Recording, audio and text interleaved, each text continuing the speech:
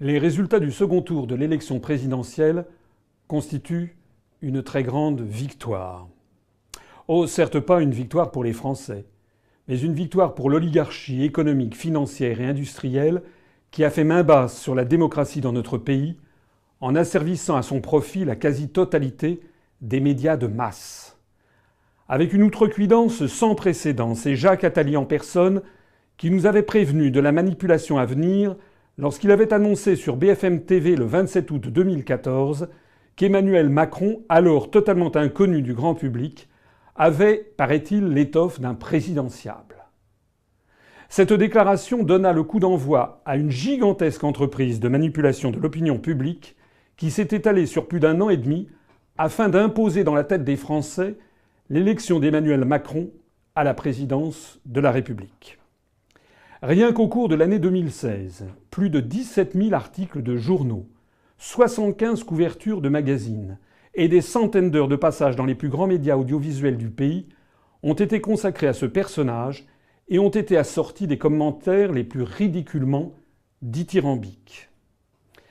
Cette promotion, organisée comme celle du lancement d'une nouvelle lessive, s'est faite plus insistante encore depuis le début de l'année 2017.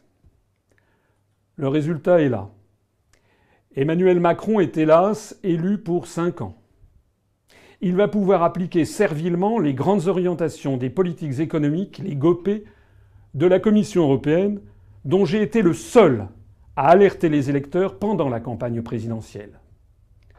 Au cours des mois et des années qui viennent, les Français vont pouvoir constater avec effroi que tout ce que j'ai dit va se révéler exact. En dépit d'une opposition massive des Français, M. Macron augmentera la TVA et baissera l'impôt sur les grandes sociétés, ce qui revient à faire payer les pauvres et à enrichir les plus riches.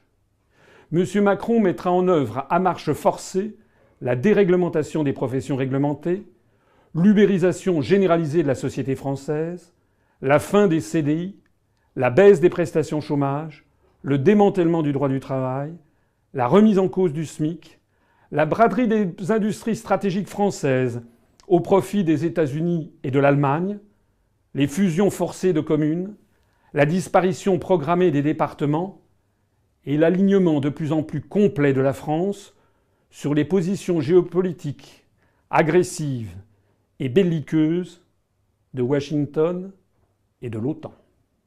Oui, les forces euro-atlantistes viennent de remporter une victoire à la Pyrrhus, car l'élection d'Emmanuel Macron est fondée sur l'ignorance et sur une extorsion de volonté par des procédés de marketing politique. Cette élection ne repose donc pas sur l'adhésion profonde et sincère du peuple français. En porte-témoignage, le niveau record atteint par le taux d'abstention qui est, semble-t-il, supérieur à 25%, ce qui constitue du jamais vu depuis 1969 lors du second tour d'une élection présidentielle. En porte également témoignage le pourcentage sans précédent historique des votes blancs et nuls de l'ordre de 9% des inscrits. De telle sorte que M. Macron est élu avec moins de 45% des inscrits, alors même qu'il était opposé à l'extrême droite. Il faut noter qu'il ne rassemble qu'1,5 million de voix en plus que le nombre d'électeurs ayant préféré l'abstention, le vote blanc ou le vote nul, semble-t-il.